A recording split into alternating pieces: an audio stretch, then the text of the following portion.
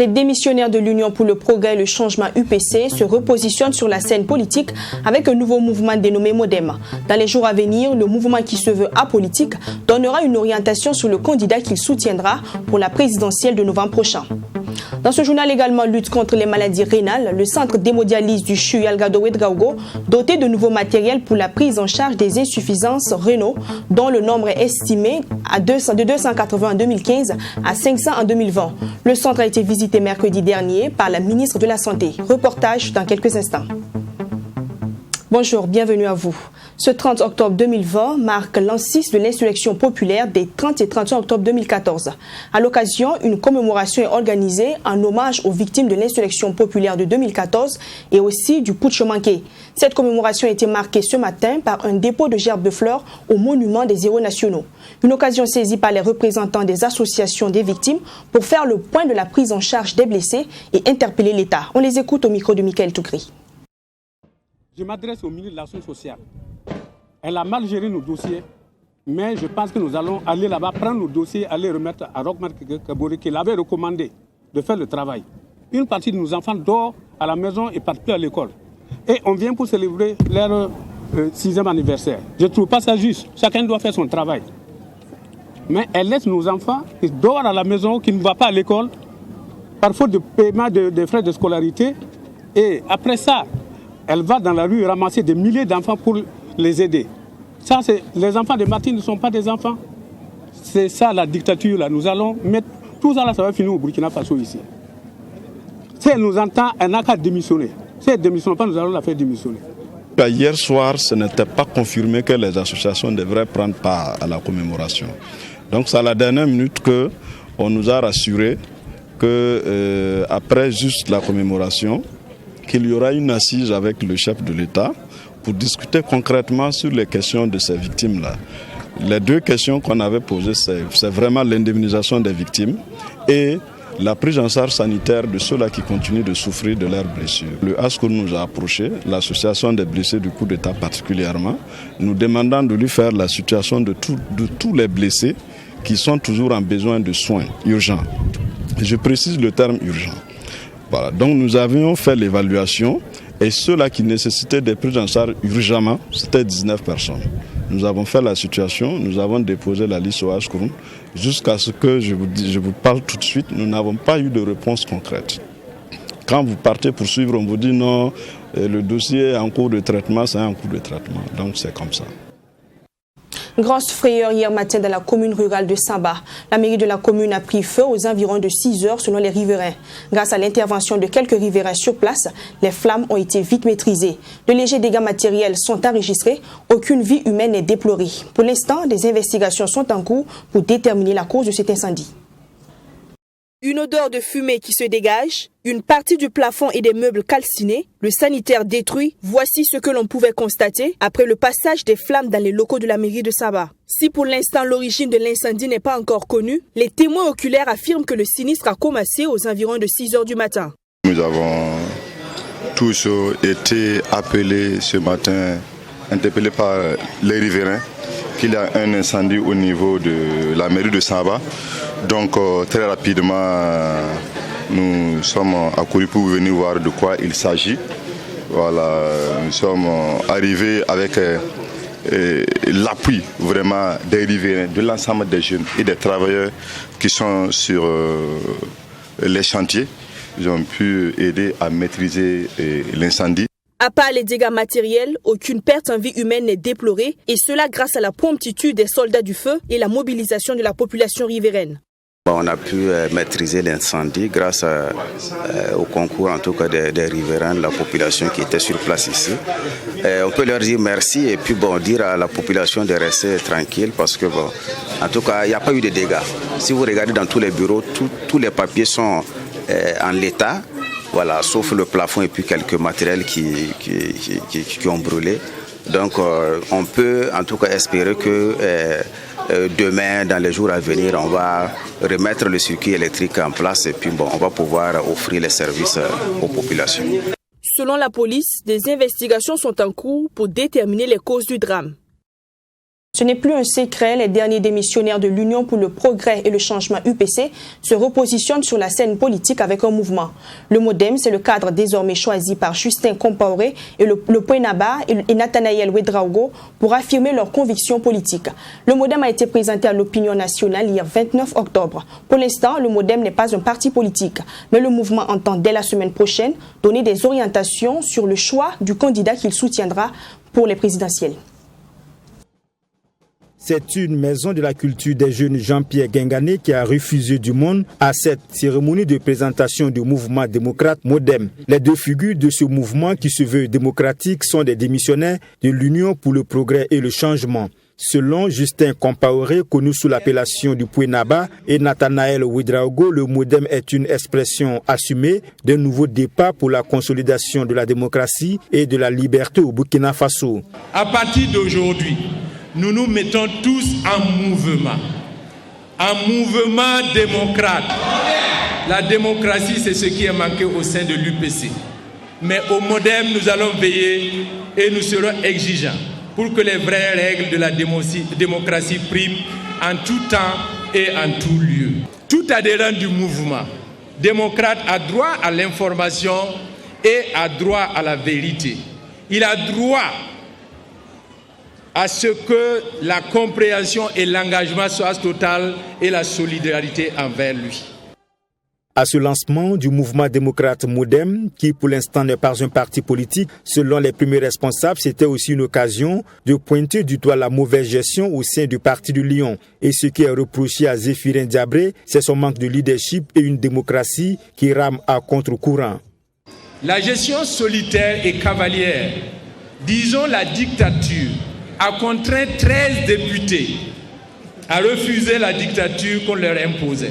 Aujourd'hui, c'est au total 16, je dis bien 16 députés qui ont quitté l'UPC.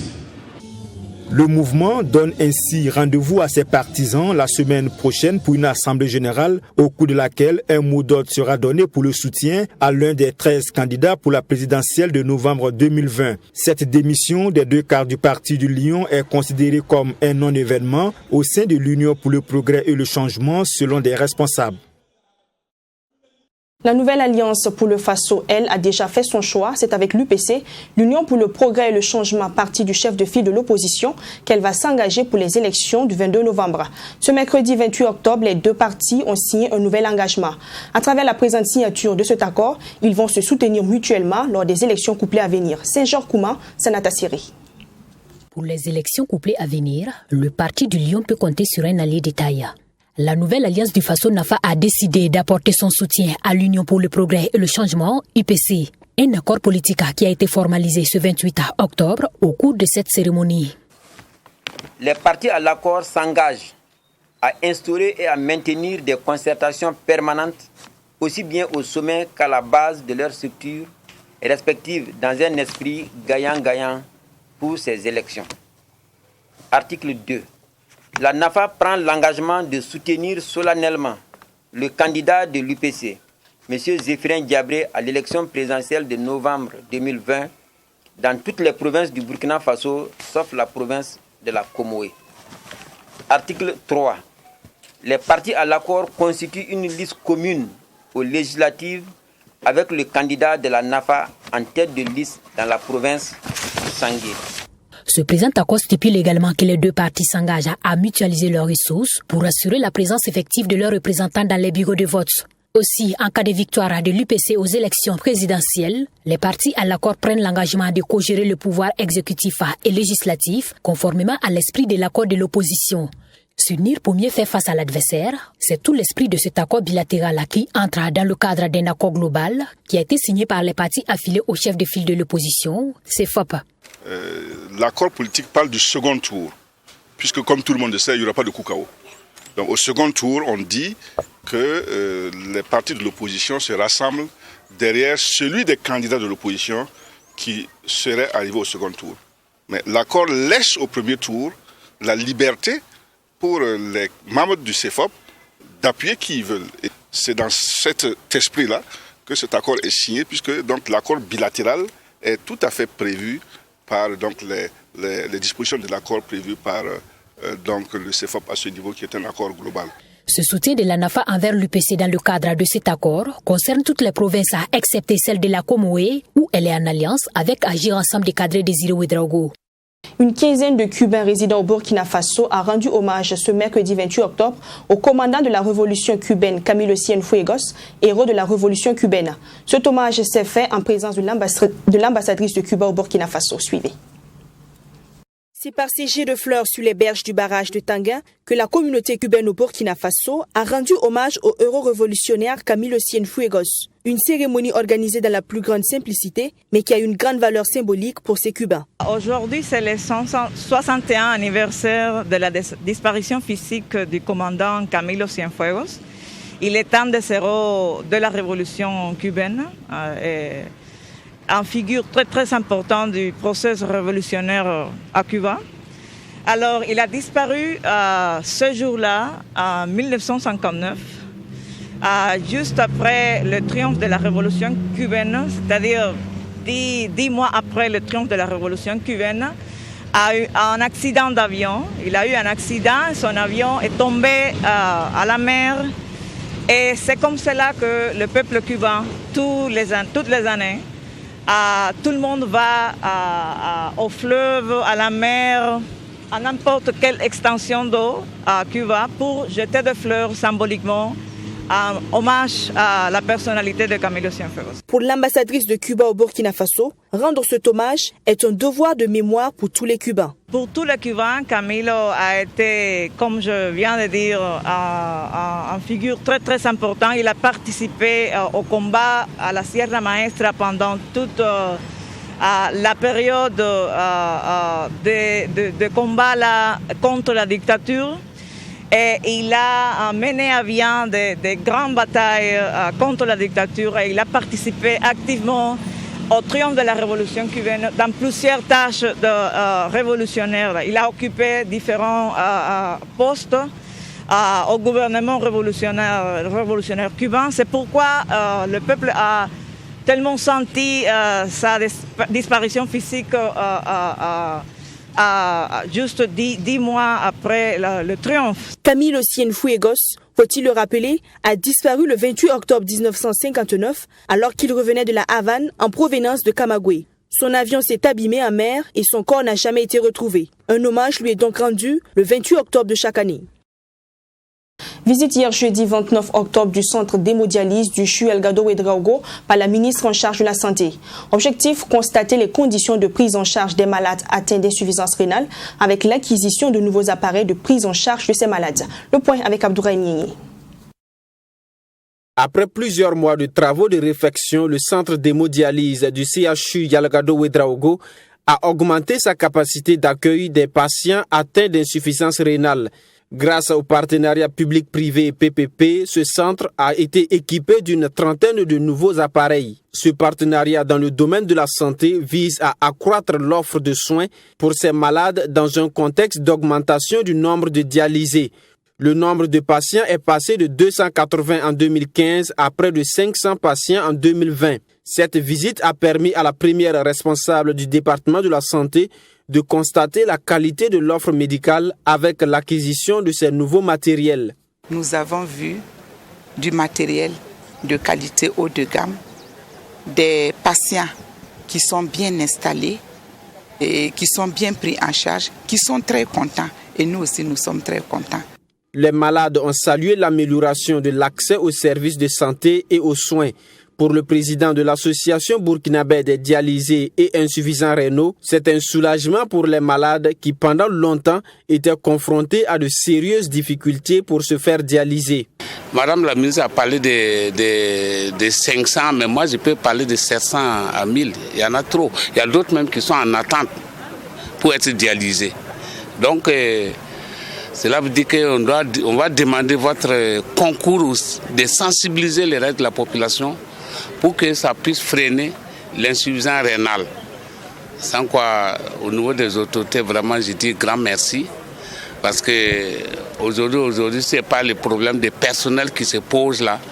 On allait avoir la dialyse dans les normes. Parce que j'ai fait beaucoup de pays de la sous-région. Mais aujourd'hui là, le Burkina est en tête. nouveau en matière de centre de dialyse, le Burkina en tête. Donc je tiens à féliciter les autorités, les dire grand merci. La ministre de la Santé a souhaité que le service soit renforcé en ressources humaines afin de mieux prendre en charge les malades qui sont de plus en plus nombreux. Notons que le Burkina Faso compte 4 unités d'hémodialyse, 3 à Ouagadougou, 1 à Bobo-Dioulasso et celle de Waiguia en cours de réalisation. Pour Claudine Lougué, l'ambition est de rapprocher davantage ce service des populations à travers l'extension dans toutes les régions du Burkina Faso. On reste avec notre reporter Abdourahim Niénié dans le secteur de la santé. Dans le cadre de la prise en charge des malades, le gouvernement a remis la deuxième vague d'ambulances promis aux collectivités territoriales. Des ambulances au nombre de 300 pour renforcer l'accès aux structures de santé par tous les Burkinabés. La cérémonie de remise a eu lieu ce 28 octobre. Pour cette deuxième vague de remise d'ambulances aux communes du Burkina Faso, ce sont 115 véhicules qui ont été remis, ce qui porte à 300 le nombre total d'ambulances octroyées à ces collectivités territoriales en l'espace de 5 mois. Et le ministre en charge de l'Éducation nationale au nom du gouvernement de se féliciter du respect de cet engagement et d'inviter les bénéficiaires à en faire un bon usage. Et donc notre souhait, c'est de pouvoir poursuivre cette opération en ne revenant pas chaque fois sur les mêmes communes. Donc c'est vraiment appeler les uns et les autres à un entretien de ces biens-là qui sont nos biens à nous tous. D'accord, parce que c'est les ressources du contribuable et donc c'est important que chacun ait ça à l'esprit pour que les ambulances soient entretenues comme nos propres véhicules. On a des véhicules qui datent de 20-30 ans que nous roulons. Mais il n'y a pas de raison que les ambulances qui datent d'une année soient sur cale. Le matériel a été officiellement remis au gouverneur au profit des communes. Ils ont traduit leurs remerciements aux autorités politiques pour ce geste, un geste qui permettra de faciliter l'accès des populations aux centres de santé. Ça rentre en droite ligne avec la prise en charge des préoccupations des populations en matière de santé. Beaucoup d'efforts ont été faits et nous, en tant qu'acteurs de terrain, nous devons de saluer ces efforts-là à leur juste valeur et appeler les bénéficiaires directs qui seront les collectivités territoriales à prendre bien soin de ces biens de l'État. Parce que l'État, avant tout, c'est vous et moi et c'est nous tous qui contribuons à ce que les populations puissent être soulagées. Ainsi, 300 communes du Burkina Faso ont été dotées d'ambulances cette année. Et le ministre de l'Éducation a laissé entendre que l'opération va s'étendre aux autres communes à travers l'acquisition de 51 autres ambulances. Notons que tous les véhicules sont équipés de matériel médical de premier secours. Le ministre de l'eau et de l'assainissement Ambroise Ouédraogo était dans la province du Bazéga dans la région du centre-sud. Objectif, constater l'état d'avancement des travaux du système d'alimentation d'eau potable multivillage. Selon le ministre en charge de l'eau, par ce système d'alimentation, le problème d'accès à l'eau potable sera pallié dans bon nombre de villages dans le Bazéga. Le reportage de Fatima Tanichema. Tamtenga, village situé dans la province du Bazéga, dans la région du centre-sud, sera bientôt doté d'un centre de production d'eau. Ce projet, qui est en cours d'exécution, est constitué de 3 forages avec un débit d'environ 50 mètres cubes par heure et de 3 piézomètres. Il devra à terme approvisionner plusieurs localités en eau potable. Et avec ce système, nous allons pouvoir alimenter des villages appartenant à la commune de Kombisli, nous allons pouvoir alimenter des villages appartenant à la commune de Doulgou, nous allons pouvoir alimenter des villages appartenant à la commune de IPLC et nous allons pouvoir alimenter des villages appartenant à la commune de Saponé. C'est tout un projet qui va être déroulé à partir de là. Et à ce moment-là, tous les villages qui sont dans le champ d'action donc de ce système auront un accès total à l'eau, soit par des bonnes fontaines, ce qui est classique, soit par des branchements particuliers. La création de ces centres de production d'eau a pour objectif principal de pallier les difficultés d'accès à l'eau potable dans les communes rurales au Burkina Faso, a indiqué le ministre en charge de l'eau. Et ce centre de production d'eau viendra soulager un tant soit peu les populations du Bazéga. Et à partir de ce centre de production, on peut distribuer l'eau à plusieurs communes, on peut distribuer l'eau à plusieurs villages. Ça évite que des villages soient à taux d'accès zéro. Parce que quand nous avons commencé en 2016, il y avait 360 villages à taux d'accès zéro qui n'ont pas de point d'eau. Aujourd'hui, nous sommes à 99 villages. Bon, c'est pas mal. Comme on dit, c'est bon, mais c'est pas arrivé. L'objectif, c'est d'avoir 0 village à taux d'accès 0. Et avec ce système, nous sommes garantis d'atteindre ça. Le centre de production d'eau de Tamtenga est le 3e projet d'alimentation en eau potable multivillage. Les 2 autres ont été installés respectivement à Koubri, dans la région du centre, et dans le Kénédougou, dans les hauts-bassins. Le 26 octobre dernier à Banfora s'est tenue la cérémonie officielle de la 5e édition de la semaine scolaire à la citoyenneté. Elle était placée sous la présidence du ministre de l'Éducation nationale, de l'alphabétisation et de la promotion des langues nationales. Cette cérémonie vise à véhiculer les valeurs de civisme, de citoyenneté, de solidarité et de discipline aux élèves. Joseph Koudgou. Cette cérémonie, présidée par le ministre de l'Éducation nationale, de l'alphabétisation et de la promotion des langues nationales, marque le lancement officiel de la Semaine nationale scolaire d'éducation à la citoyenneté. Comme le nom l'indique, c'est une semaine à travers laquelle on travaille à véhiculer des valeurs de civisme, de citoyenneté, de solidarité et de discipline vis-à-vis des élèves. Nous avons 5 millions d'élèves dans notre pays, donc c'est le quart de la population. Il y aura un certain nombre d'activités, il y aura du théâtre, des sketchs, des cours de sensibilisation sur tout ce qui est valeur d'intégrité, valeur de citoyenneté, de solidarité, donc à notre niveau, c'est-à-dire bannir tout ce qui est violence en milieu scolaire, tout ce qui est incivisme, tout ce qui est consommation de stupéfiants, qui a un corollaire, c'est la violence après, et puis tout ce qui est grève, mouvement de grève, qui impacte négativement la qualité du système éducatif. À travers le thème, Stanislas Ouaro interpelle les fils et filles du pays pour un Burkina Faso uni. Il est inconcevable de voir donc des Burkinabés s'entre-déchirer, détruire l'image de leur propre pays, détruire le drapeau, etc. Véhiculer permanemment sur les réseaux sociaux tout ce qui est négatif. Et donc j'ai donné l'exemple de la guerre qui se passe actuellement, pour laquelle nous souhaitons un arrêt total des hostilités dans le Haut-Karabakh, entre l'Arménie et l'Azerbaïdjan. Mais j'ai interpellé les uns et les autres à me dire si vous-même qui êtes les hommes des médias, est-ce que dans cette guerre de communication, vous avez vu des corps étalés, déchiquetés? Non. Mais chez nous, quand il y a une attaque terroriste, ce sont des Burkinabés qui se précipitent pour balancer dans les réseaux sociaux des images de personnes décédées et des informations sur l'identité de ces personnes, avant même que toutes les mesures de dignité en lien avec nos cultures traditionnelles africaines soient mises en œuvre pour informer les familles. C'est extrêmement décevant. Un engagement ferme à lutter contre les cas de violence interne à travers la sensibilisation. Il faut sensibiliser au maximum. Il faut rappeler aux gens que nous n'avons pas besoin de ces violences dans notre pays. Nous vivons déjà une situation sécuritaire difficile. Donc, il faut que nous travaillions main dans la main pour en tout cas faire face à l'ennemi commun. L'ennemi commun, c'est celui qui vient de l'extérieur. Donc à l'intérieur, il faut cultiver vraiment la solidarité. Cette 5e édition de la Semaine nationale scolaire d'éducation à la citoyenneté qui se tient dans la cité du paysan noir va toucher chacune des 13 régions du Burkina Faso. Après la phase des expositions, Burkindaga passe à la phase de panel débat. Ce 27 octobre 2020 au CBC, panélistes et participants ont échangé sur comment amener les populations à consommer les produits locaux.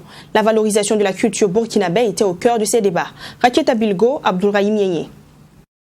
Autorités coutumières, paramilitaires et étudiants étaient présents à ce panel débat organisé par Burkina Ouamedo autour du thème « Consommons local » et dans l'optique de promouvoir et valoriser la culture burkinabé, les panélistes ont tenu un débat ouvert sur l'importance et la nécessité de consommer les produits made in Burkina.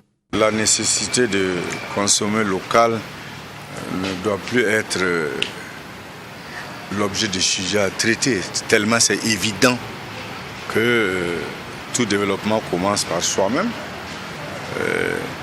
Et que la réalité économique dépend de ce que nous-mêmes nous produisons et de ce que nous consommons avant d'aller vers les autres. Si nous réunions cette capacité, je crois que nous sommes en train de se transformer en excroissance de politiques venues d'ailleurs. Or, tout doit partir de nous-mêmes. Et maintenant, les autres doivent venir en tant que d'aide, mais pas de substitut. Ce panel a aussi servi de vitrine au président du conseil régional du centre pour féliciter les maraîchères pour la disponibilité des produits locaux sur le marché. Il a également exposé les différentes initiatives développées par le projet de développement de la filière maraîchère à l'atteinte de la sécurité alimentaire dans la région du centre. Ce projet a permis de doter plusieurs coopératives de centres de conditionnement pour le stockage de leur surproduction. Nous sommes là aujourd'hui pour les accompagner au regard du thème consommons local. Je crois que c'est vraiment essentiel. Et nous sommes venus partager avec eux l'expérience d'une collectivité, notamment la région du centre. Parce que généralement, le commun des mortels, quand il s'agit de collectivités, communes ou régions, on voit la production des actes d'état civil, on voit les lotissements, etc., etc. Pourtant, au-delà, il y a des choses qui sont faites. Et au niveau de la région du centre, nous avons, avec l'accompagnement d'un partenaire, et en tout cas accompagné pas mal de maraîchers-culteurs que nous avons organisés en coopérative, dont 6 dans les communes rurales, 3 dans la commune de Ouagadougou, que nous accompagnons dans la production de fruits et légumes à des échelles de production très intéressantes. Rappelons que Burkina Ouagadougou est une fêtière de plus de 200 associations réunies autour d'un objectif commun, celui de valoriser les produits locaux. À travers ce panel, l'organisateur fait un appel à tous les Burkinabés à consommer les produits made in Burkina en général. Sommet Sangou Christian a dédicacé dans l'après-midi du 27 octobre à Ouagadougou son tout premier ouvrage intitulé « Les cordes se coupent ». Il s'agit d'un recueil de poèmes subdivisés en 7 chapitres et qui traite de sujets divers allant de l'émancipation de la femme à l'amour en passant par la spiritualité. Allons à la découverte de l'œuvre dans ce reportage de Ami Valiant qui porte la voix de Nelly Tapsoba. Les cordes se coupent est un recueil de poèmes dans lequel l'auteur parle de sa vie et de sa souffrance. À travers ce livre, Christian Sangou Sommet entend inspirer les Burkinabés à la recherche de solutions aux problèmes qui minent le Burkina Faso. L'auteur, tout en déplorant les égarements des uns et des autres, lance un appel résonnant face à la délinquance dans nos sociétés. Ce qui m'a incité à l'écriture de ce recueil de poèmes, c'est tout ce que je vis au quotidien. Et nous vivons dans une société dont nous voyons la progression et nous voyons aussi les mots. Et il importe pour quelqu'un qui vit ces mots-là dans la société de traduire sa souffrance dans un document et demander à tous ceux qui vivent autour de lui de travailler à résoudre ces problèmes de la société. Selon Christian Sangou Sommet, le livre aborde plusieurs thématiques telles que l'amour, l'émancipation de la femme, l'Afrique et son évolution aux côtés des autres continents. Il invite également les femmes à travailler pour mériter leur place dans la société. L'œuvre aborde l'Afrique. L'Afrique, notre beau continent, les problèmes rencontrés par ce continent dans ce monde et son évolution aux côtés des autres continents. L'œuvre aborde aussi la femme, l'émancipation de la femme. Nous avons voulu que l'éducation soit le socle de cette émancipation. Et nous voulons que toutes les femmes et tous les hommes aux côtés de ces femmes-là travaillent à éduquer la jeune fille pour que ces jeunes filles soient aussi épanouies que des femmes que nous connaissons dans le monde. Né le 17 novembre 1987 à Gawa, Christian Sangou Sommet est médecin diplômé de l'Université Ouaga 1, professeur Joseph Kizerbo. Son premier ouvrage, Les cordes se coupent, est un recueil de poèmes de 63 pages, subdivisé en 7 grandes parties. C'est la fin de ce journal préparé par toute la rédaction de Truy TV. Merci de l'avoir suivi. À demain pour un autre 13h.